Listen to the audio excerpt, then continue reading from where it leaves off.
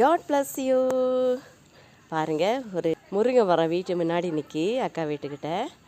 அந்த முருங்கை மரத்தில் நிறைய பூ உளுந்து கிடக்கு. அதை பிறக்கிறதுக்கு தான் நான் வந்து நிற்கேன். பிறக்கிக்கிட்டு இருக்கும்போது தான் ஒரு வீடியோ எடுத்தால் அநேகருக்கு பிரயோஜனமாக இருக்குமே அப்படின்னு நினச்சேன். அங்கே பாருங்கள், சின்ன முருங்கை மரம் தான், அதில் நிறைய பூ இருக்குது. கீழே உளுந்து கிடக்கு பாருங்கள், எவ்வளோ பூ. இதெல்லாம் நான் அந்த பூவை தான் பறக்கி வச்சிக்கிட்டு இருக்கேன். இந்த பூவெல்லாம் பறக்கிட்டு தண்ணியில் போட்டு கழுகிட்டா நமக்கு நிறையா கூட்டு வைக்கலாம். ஒரு முட்டை போட்டு முட்டையும் எடுத்துட்டோம்னா நல்ல ஹெல்த்தியான ஒரு முருங்கைப்பூ கூட்டு. பாருங்க எவ்வளோ பூ பறக்கிருக்கேன்னு.